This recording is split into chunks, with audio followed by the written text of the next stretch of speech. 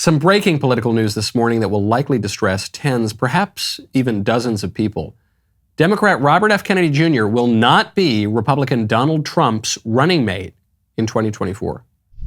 Can you definitively say you will never run on a ticket for the White House with Donald Trump? Yeah, in my experience, a lot of the stuff that you read in the mainstream news and the corporate news is what I would call conspiracy theories.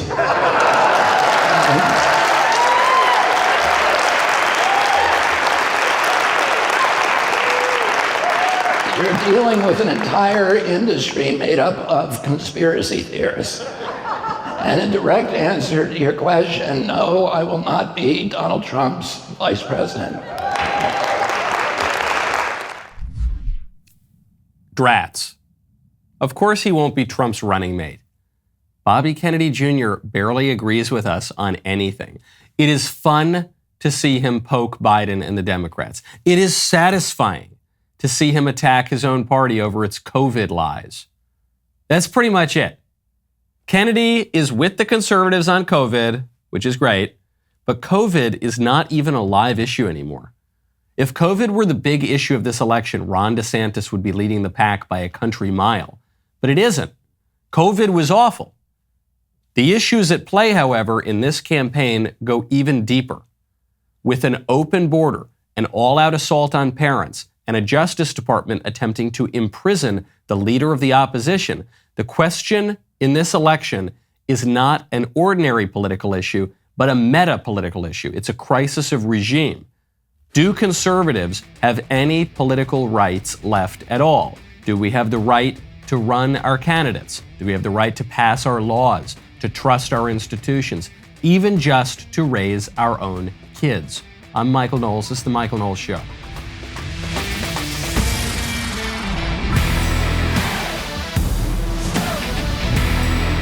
Welcome back to the show.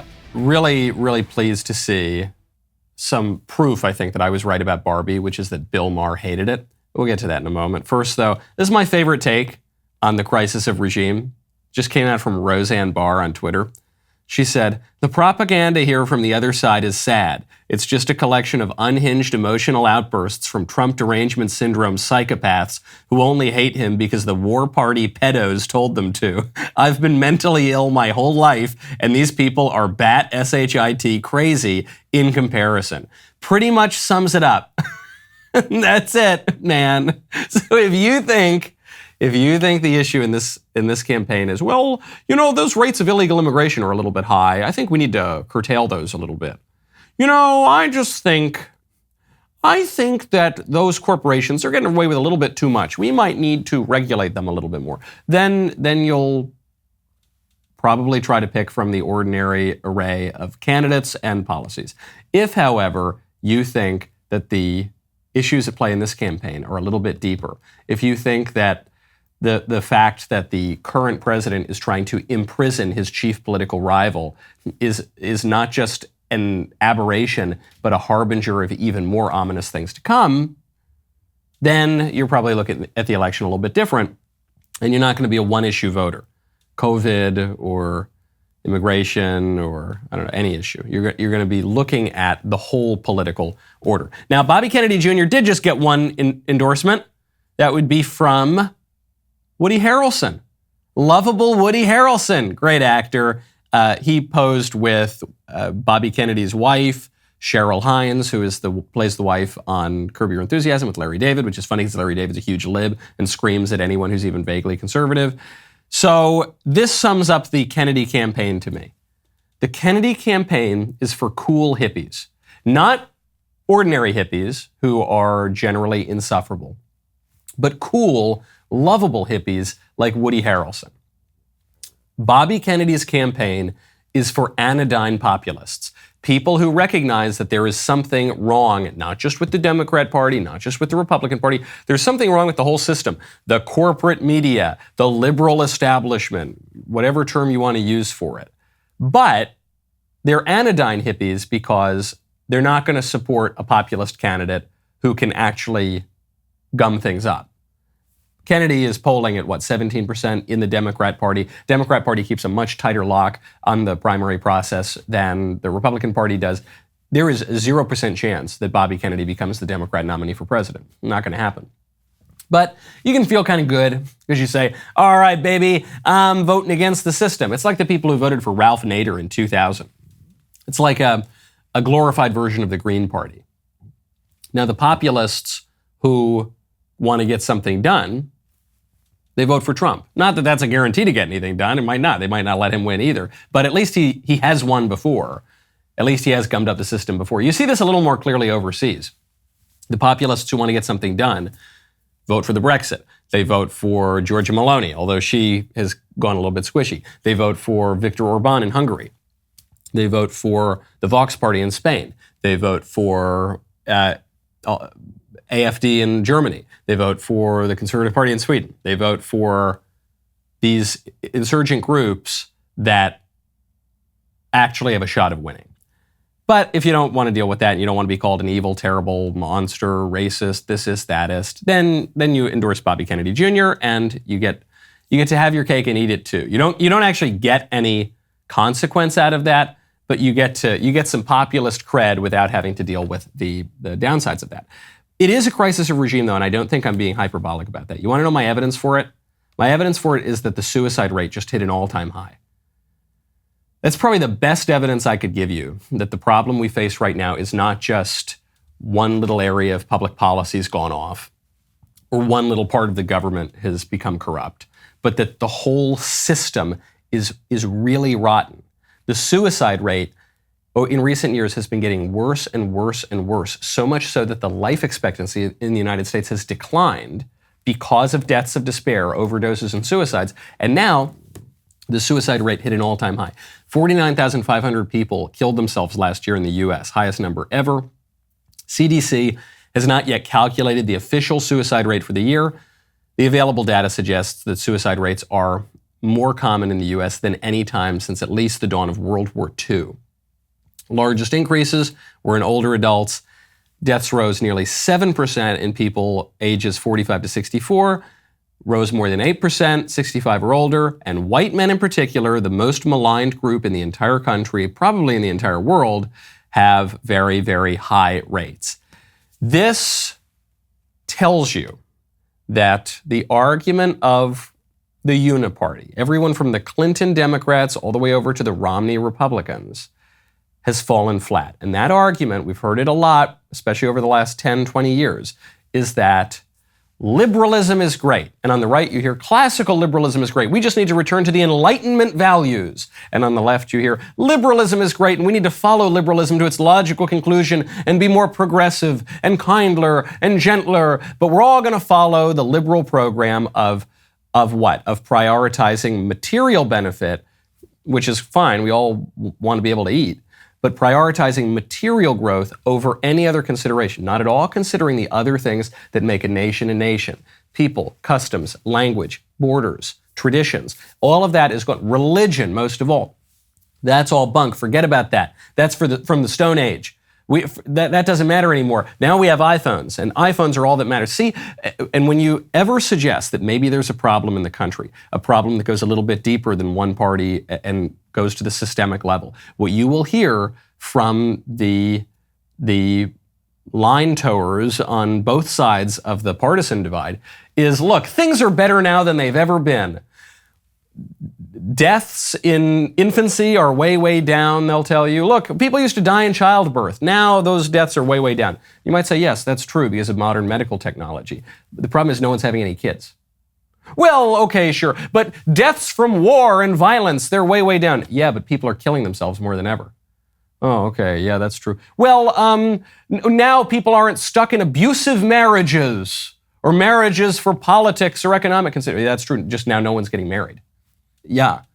And people are literally killing themselves. So it reminds me of the socialists. You know, the socialists would always say, look, socialism, it's just never been tried. They'll say, forget about all the actual data on what socialism looks like in practice. Let me tell you what it looks like in theory. And this is what I'm hearing from the liberals. modern progressive liberals and so-called classical liberals all the same. They're basically saying that, oh no, true liberalism's never been tried. Oh, don't look at the actual data. Don't look at the people killing themselves. Don't look at the families collapsing. Don't look at the drug overdoses. Don't look at the borders falling apart. Don't look at the political strife. No. Just in theory, liberalism's great. Who cares if it works in practice? Does it work in theory? I care if it works in practice. And the millions and millions of Americans, the many, many millions of people across the West who are voting for these more populist parties, who are questioning the dogmas of official regime liberalism in the last few years, we all care if it works in practice much, much more than what you can sketch out on a chalkboard. Now, when you want to talk to people about these things, you got to check out Pure Talk. Right now, go to puretalk.com/Knowles. You know a company is looking out for you when they upgrade your service without even charging you for it. It's great news for new and current Pure Talk customers. Pure Talk just added data to every plan and includes a mobile hotspot with no price increase whatsoever. If you've considered Pure Talk before but have not made the switch, take a look again. For just $20 a month, you will get unlimited talk, text, and now 50% more 5G data plus their new mobile hotspot. This is why I love Pure Talk. It's veteran-owned. They only hire the best customer service team located right here in the great US of A. Most families are saving almost $1,000 a year while enjoying the most dependable 5G network in America. Remember, you vote with how you spend your money. So stop supporting woke wireless companies that don't support you. When you go to puretalk.com/Knowles, Knowles, you'll save an additional 50% off your first month because they value you. That's puretalk.com/Knowles, Knowles. Pure Talk Wireless for Americans by Americans. Speaking of the uniparty liberal establishment types, Jonah Goldberg is typifying this. He's furious that people aren't just going along with the program. Jonah came out with a book after he had his big split with the GOP and the conservatives over Trump. He was one of the true inveterate never-Trumpers.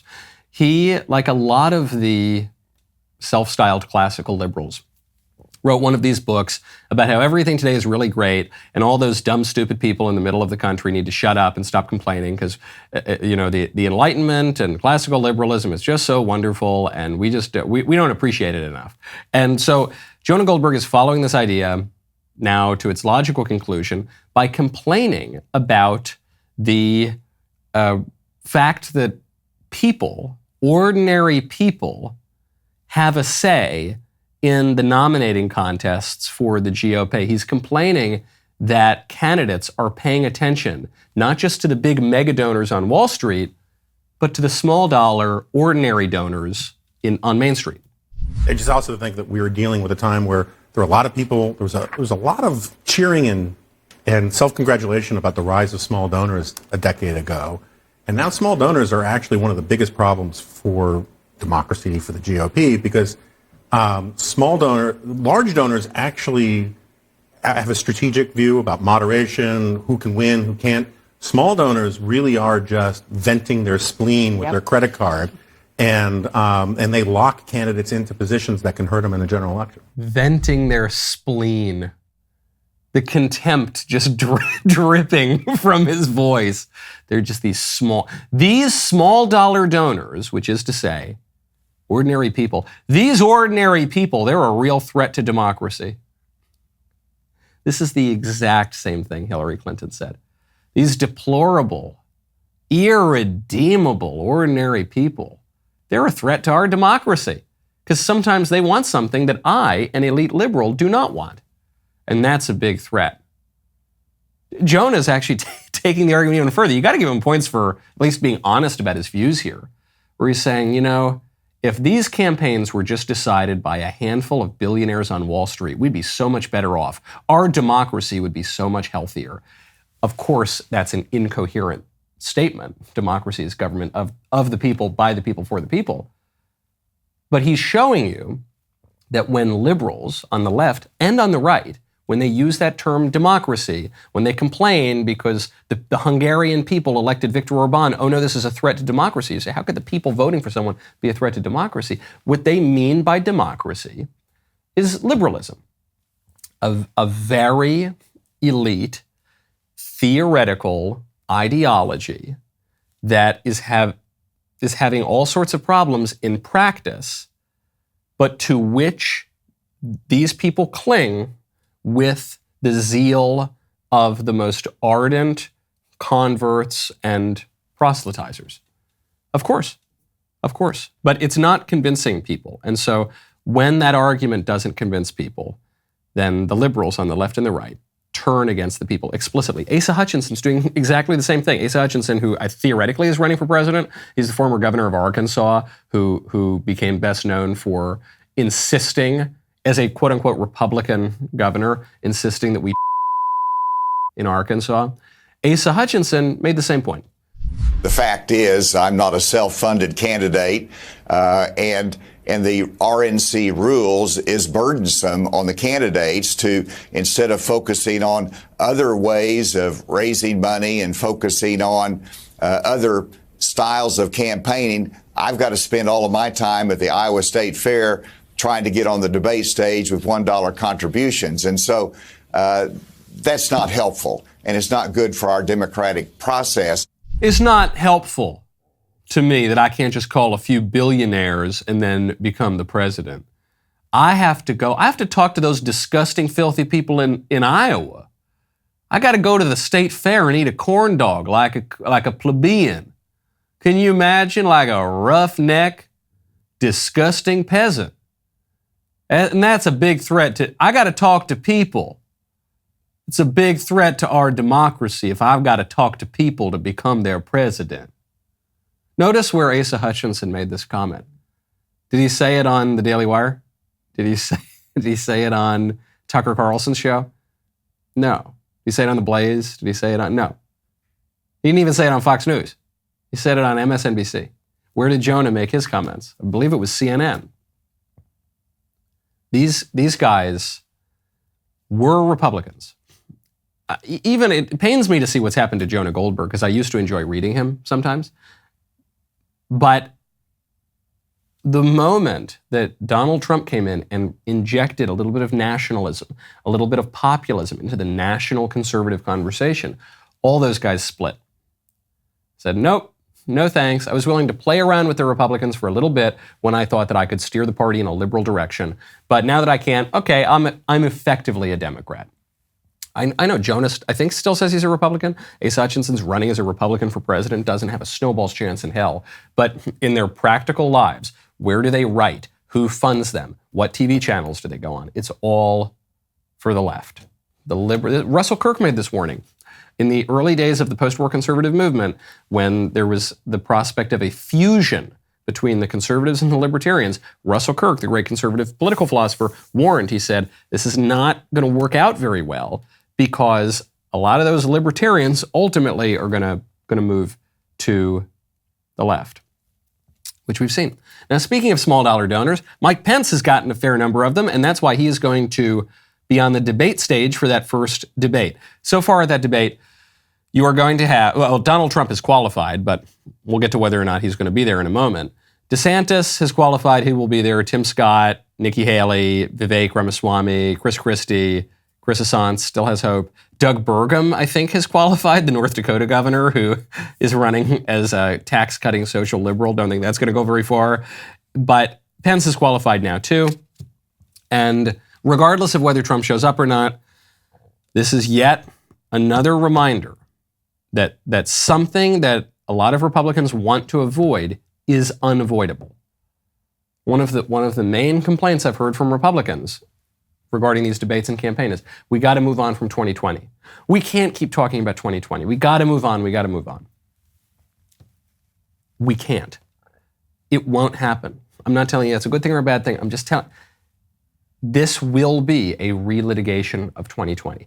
The fact that Mike Pence is on that debate stage means that all of the questions to him are going to be about his relationship to Trump and January 6th and whether that election was stolen. He was the vice presidential candidate during the contentious 2020 election. If Trump is on that stage, can you even imagine those two going at it? Even if he's not on that stage, people are going to be attacking Trump or attacking Pence as a lackey for Trump or for having turned on Trump. But there's no way to avoid that. That is going to happen. I'm sorry. Don't shoot the messenger here. I'm just telling you that the contention that 2020 was stolen is the reason Trump is running in the race. Trump is the leading candidate in the race, so people are going to have to focus their fire on him, either directly if he's on stage or indirectly if he's off the stage. And if they're going to focus their fire on him, they're going to focus the fire on 2020. It's it. We're stuck there, baby. The only way out is through. And you know what rhymes with through? PragerU, which you got to check out. Right now, go to PragerU.com. Many Americans have lost faith in the government, media, and schools. That's the bad news. The good news is there's something that you can do to help get the country back on track. PragerU is an educational nonprofit that is fighting to save the future of America. Watched 5 million times a day, PragerU videos spread messages of liberty, economic freedom, and the values that built our country to the next generation.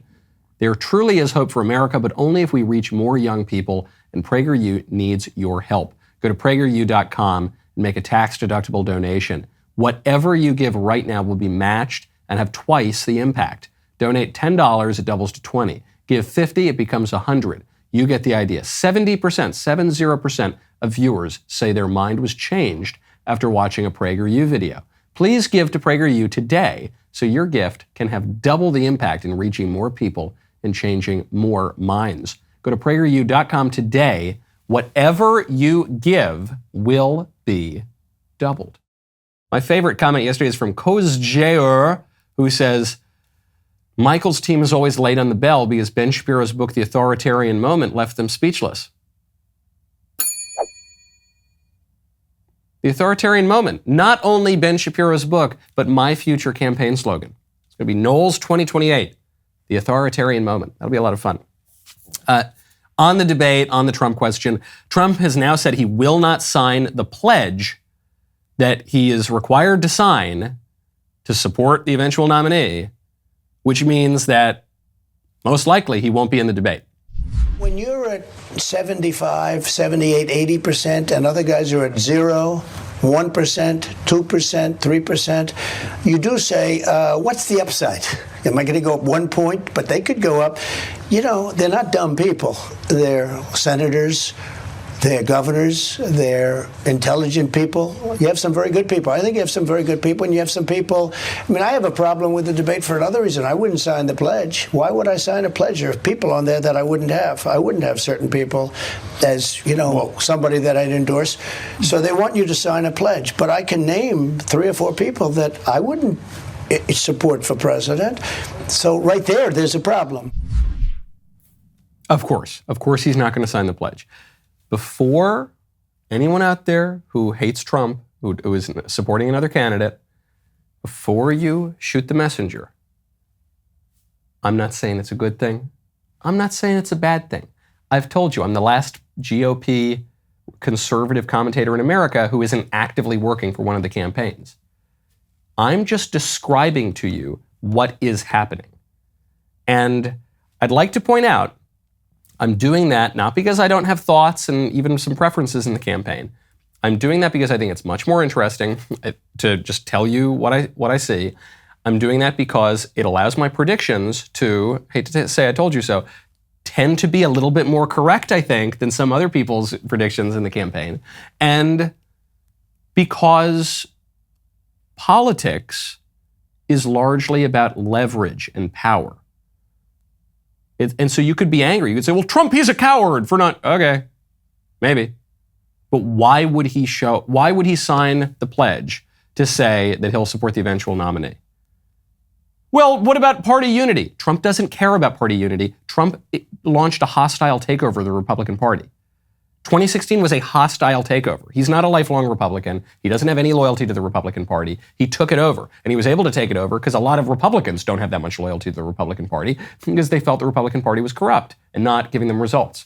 So that's off the table. Well, because he should want to debate, to present his case to the voters. It's disrespectful. Yeah, maybe if his poll numbers were lower, then he would have to do that. But his poll numbers are very high, so he doesn't have to do that. Well, I just think it's wrong of him. Okay, maybe you might think it's wrong. Sure, but unless Trump has an incentive to debate, unless he has an incentive to support the eventual nominee, he's not going to do it. So that's that. And you can whine and complain and pull your hair out over it, but that's just a fact. That's politics. And if you don't like that, then you should stop following politics. To me, that's some of the most interesting stuff, are these power games and who's got the leverage and where people are on the chessboard. I find that very engrossing. I find it delightful, no matter who the candidate is. That's quite interesting to me. But if you're just viewing the campaign through a lens of why aren't things turning out the way I want them to? Why aren't things going the way I predicted? Well, then you should check your priors. You should check your premises. Because if your predictions are consistently wrong, then it means that there's something a little bit off about the way you're viewing the game. Now, outside of presidential politics, the former Arizona GOP gubernatorial nominee, Kari Lake, is apparently staffing up for a Senate campaign. This would be the campaign to take Kyrsten Sinema's seat. Kyrsten Sinema is a Democrat, but she's kind of moderate, and she's now an independent. So she's running as an independent. You've got a Democrat now who's running, Ruben Gallego, and you've got a Pinal County Sheriff, Mark Lamb, who's running as a Republican. Kari Lake might challenge him to be the Republican nominee. This also makes sense. Kari Lake has to run for something because she needs to set herself up to be the vice president. So Kari Lake has been not so subtly campaigning to be the vice presidential running mate with Donald Trump, but right now she's just a lady who lost a gubernatorial election. So she needs something to give her the credibility to take that position. The Arizona Senate seat would make a lot of sense. Speaking of women, I'm going to try to get through a lot of stuff before we get to the mailbag today. Dr. Charlotte Proudman, what a name. Couldn't write it better out of Hollywood. Just went viral for a message she had to pregnant women. She said, a message to pregnant women, please give the baby your surname. You carried a baby for 9 months, gave birth, and will be responsible for that child for the rest of your life. When you're registering the baby, ask yourself, why is the father's surname more important than yours? Okay, I've heard this. Some people have written in with this question. Should we, have families with one name? Should women take their husband's name? Should the kid have the father's name? There are 3 reasons why they should. The husband is the head of the household. As such, everyone should have his name. It's a family unit. Okay, maybe you think that's a little too old-timey and traditional for you. Second reason, women carry the baby. Women have a very close connection to the baby. The man's relationship to the baby, it's a relatively quick contribution. And so with the baby taking the man's name, it joins these 2 things together. The man will never have the physical bond with the baby that a mother has, but they will be a family unit and they will have his name.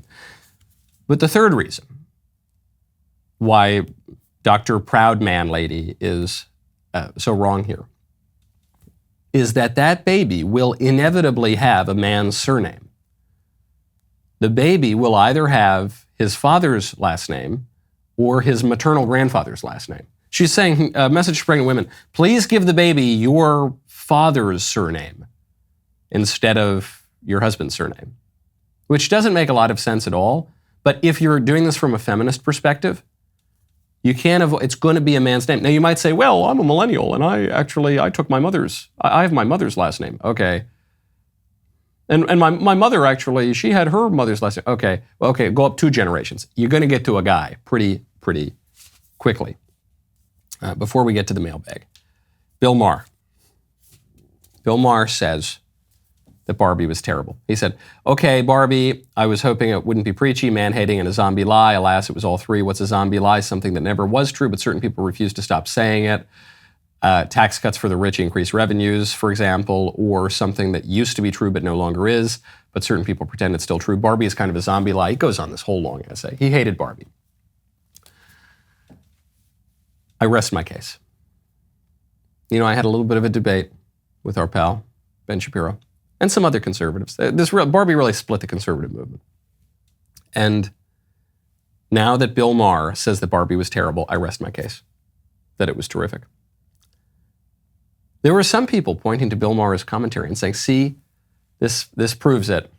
Barbie was bad. Bill Maher is wrong about pretty much everything. But I'm so glad Bill Maher disagrees with me. That's how I know I'm right. And this ties into something we were talking about a little bit earlier, which is a deeper issue here.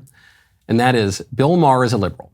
He's a progressive liberal, but he's styled himself in recent years as slightly more classical liberal. I don't know. Classical meaning he's a liberal from the 90s. And some conservatives, some people on the right, have really gone along with this. Some of the squishier people on the right, they say, oh, I agree with Bill Maher on all sorts of things. That's a problem. Bill Maher is an atheist libertine who maybe will say wokeness has gone too far or something. If that's the best conservatives can do, if the best conservatives can do is conserve 90s liberalism, then let's just hang it up, folks.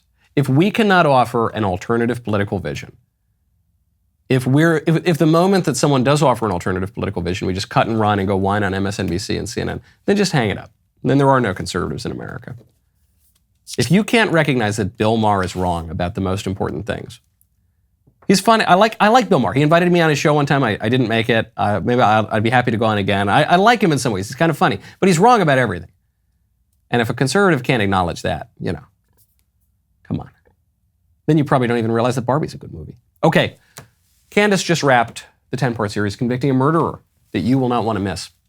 It's one of our most ambitious projects yet. You might think that you're familiar with the Stephen Avery case and everything that happened in Manitowoc County. Did I pronounce that correctly?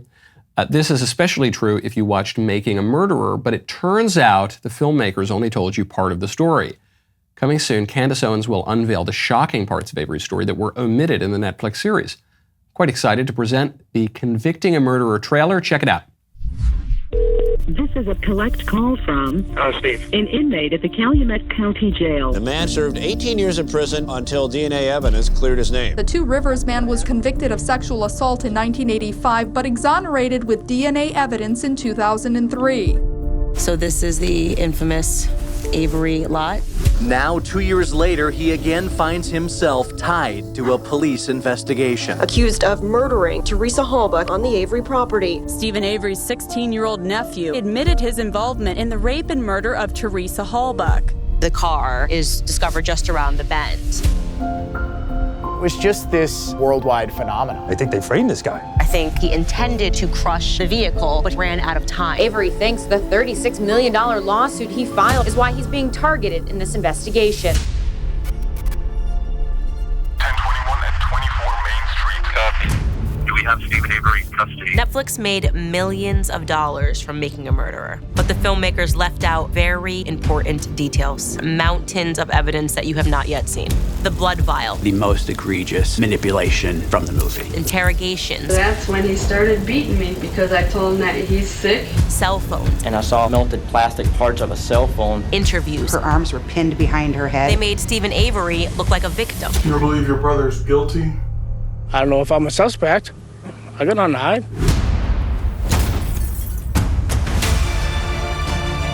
I'm getting sick and tired of media deception. Evidence piling up. Why would they omit so many different things? Why are you editing my testimony? I am not going to make the same mistake that the filmmakers did. Rearranging the testimony. They delete a portion of it at the end. How could they claim to care about the truth? They all know that Stephen Avery committed this crime.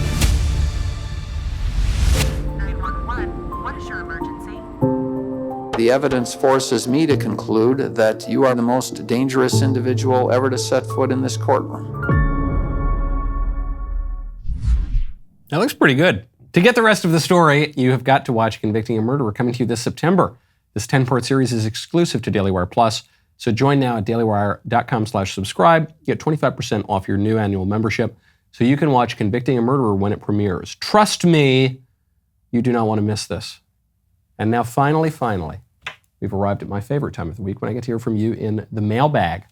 This Mailbag is sponsored by Pure Talk. Go to puretalk.com/Knowles, Knowles, to get 50% off your first month. Take it away. Howdy, once again, Mr. Knowles, it's Slap My Bass, once again coming at you with another question.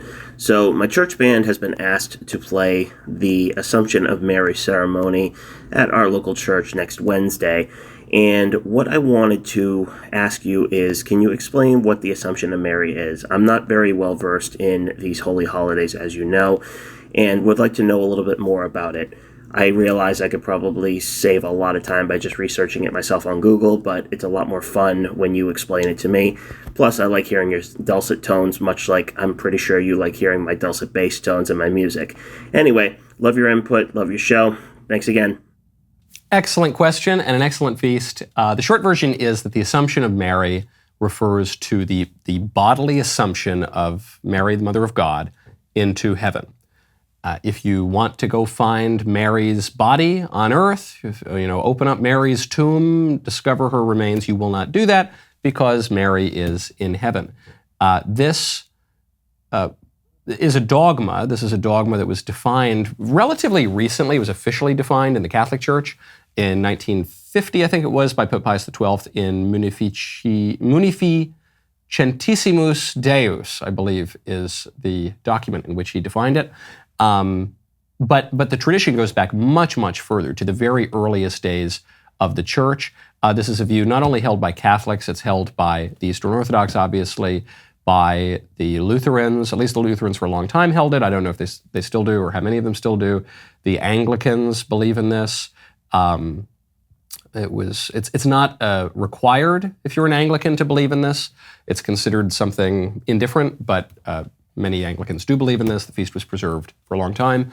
Bullinger, the successor to Zwingli in Zurich, among the Protestants, he believed in the Assumption of Mary. So the idea is that our Lord would not let his mother's body just simply decay on earth, but assumed her. This belief is attested to at least as early as the 5th century, maybe the 4th century, and then there's an oral tradition that goes back basically to the time of the apostles. But we've got very, very strong evidence of it still from way back in antiquity. So anyway, that's the view, and a lot of people don't even know about it today, even though the vast majority of Christians for all of history have believed in it. Okay, next question. Greetings, dear Executive Grassy Knowles. For a long time now, I've questioned the titles used to differentiate American generations. You have Generation X, myself being a Generation Y, excluding the millennials proceeding to Generation Z. What were we counting down toward? Now, I'm no conspiracy theorist, but now that I know that Generation Alpha will be the first majority non-white generation, was this planned since the 70s? No. It was planned since the 60s. And isn't it? You're not allowed to say that, because if you say that, they call you a conspiracy theorist and a racist and everything. But what's funny is the liberals frequently will say that. They will. I mean, there was a very famous, I think 2004, very famous political science paper that talked about this new ascendant coalition of non-white people and how politically advantageous this was going to be for Democrats.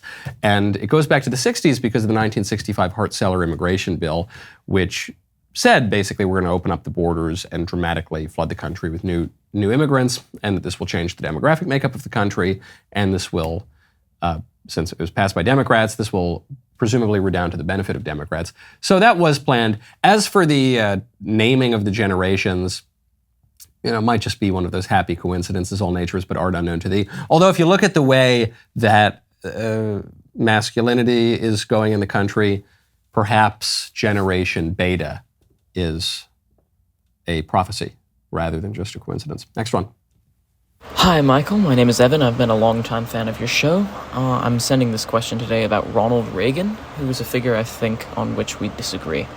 I want to know why you and so many other figures on the right venerate Ronald Reagan as some kind of icon and hero of our movement, when in reality he actually did a lot of things wrong. Like, when he was governor of California, he signed the nation's first no-fault divorce law, and a law that required permits to carry loaded guns in public. While he was president, he signed the 1986 Immigration Reform and Control Act, which legalized over 60,000 illegals just while he was president, as well as deferring deportation for another 100,000 illegals. He also appointed Bush Sr. as his vice president and tried to play nice with the libs, saying that we have no enemies, despite the fact that they were already committing industrialized baby murder. He was also famous for his intervention overseas. After his presidency, he signed a letter supporting Clinton's assault weapons ban. But in short, I think that Reagan was just another squishy Republican who gets too much credit for being patriotic, while he actually worked to undermine the country, like so many of our Republican leaders now. I just want to know your thoughts. Well, I don't venerate Reagan. I do admire Reagan, and I don't deny any of the things you've said. He was far from perfect. He did a lot of things that were wrong. But I think you've got to put the guy in his historical context. First of all, you knock him for picking Bush. He picked Bush to unite the party, and I think you grant that. He picked Bush because Bush was a liberal Republican, and Reagan was the representative of the conservative Republicans. And he was conservative for his time. I mean, don't forget, he ran against Jerry Ford in '76, and he ran against Jerry Ford, who Ford had a lot of problems, but he was quite left-wing. I mean, the guy was promoting the Equal Rights Amendment, this feminist madness that would have obliterated sexual difference much earlier in this country than it happened. So, I talked to Yoram Hazony about this, the Israeli political philosopher, and he said, I know Reagan gets knocked a lot now, but at the time, it really felt like a revival. At the time, it really felt like a religious revival. And the madness of the 60s had been so intense that there was a lot of climbing back to do. And I just give the guy a little bit of grace for doing what he could do in his time, especially when he was governor of California and then when he was president without a Republican Congress. I agree. He did all sorts of things and probably held views. In fact, I know he held some views that I would disagree with. But I think he played his part. I can't think of a viable conservative who would have done better in his time. So I give him credit for it, But I agree. I don't think we should, try to exhume his corpse, reanimate his zombie body, and have him run for president again. He did his part in his time. Now we have to do our part in our time. Next question. Hey, Knowles. I have a question about reading.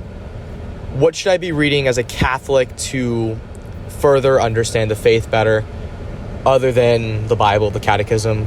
What authors would you recommend I read? I know you talked a lot about St. Thomas Aquinas, C.S. Lewis, Chesterton. What books should I read, and do you have a full reading list? If you do, that would be amazing. I don't have a full reading list, but I probably should make one. I was asked to make one the other day for an outlet that I should probably do. You mentioned the Catechism. I would recommend reading the Catechism of St. Pius X. It's a really short one. It's very quick that you can read. St. Pius X, great guy. And you can get it online for like $5, and it's quite good, and it would seem to be a little more precise than maybe catechisms that have come later. I would recommend for Chesterton reading Orthodoxy. I would recommend reading anything by Hilaire Belloc. Is just so delightful because he's so acerbic in his prose. I would you could open up the Summa Theologiae. It might be a little bit much to take in at once, but I don't know, I'd just sort of dive in. Summa Contra Gentiles maybe is more approachable. I would recommend St. Athanasius on the Incarnation. I would recommend the writings of St. John Henry Newman. Apologia Pro Vita Sua is probably his master work. The Idea of a University is really, really good. I recommend the writings, this is a little more contemporary, of Father George Rutler. I really like him. He's a friend of mine, and he's an excellent writer. I would recommend, oh goodness, I don't know, there's just so much to read. It's a good place to start, though. Let's see. Some written mailbag. Ciao, Signor Knowles.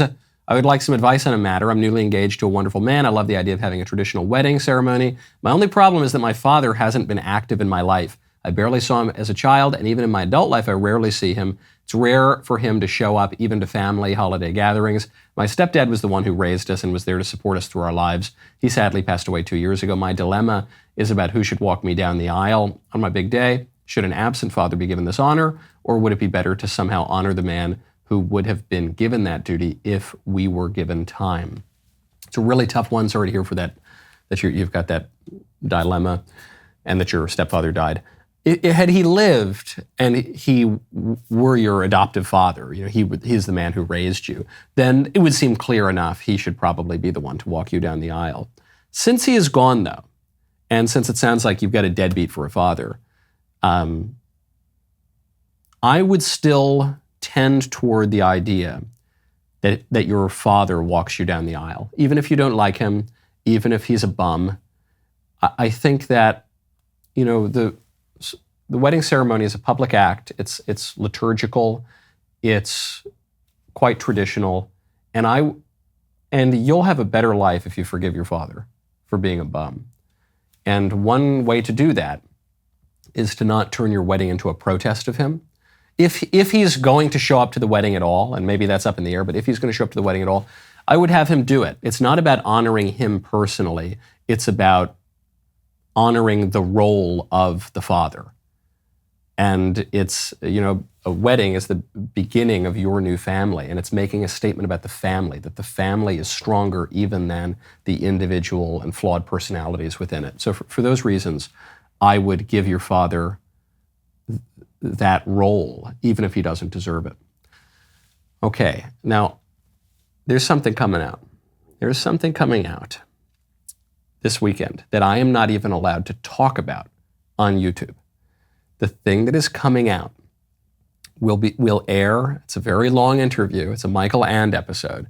It will air on DailyWire Plus, and it will air on Twitter at MKnowles Show. This interview is apparently so radioactive, according to the censors at YouTube, that I can't even show you a trailer. I can't even tell you the title of this interview. We shot it a little while ago. We've been trying to figure out how to release it. It will be released on DailyWire Plus, so make sure you go check out DailyWire Plus. I think it'll be up there potentially for free, so anyone can see it, even if you're not a DailyWire member, but you're gonna have to deal with a bunch of ads and a bunch of nonsense. It'll be at DailyWire Plus. It'll be on Twitter at MKnowles Show. It involves a certain issue that we're not allowed to talk about on YouTube, and it involves an angle on that issue that very, very few people are talking about. I'm not surprised that YouTube has taken such a strong stance against this, because I think this kind of perspective really guts the political, ideological movement that we're not allowed to talk about. Do you catch my drift? Also, it's Fake Headline Friday. I need your help with that. The rest of the show continues now. Head on over to dailywire.com. Use code Knowles. You will see on the member block, you will see the trailer for this interview. dailywire.com. Use code Knowles. Check out for 2 months free on all annual plans.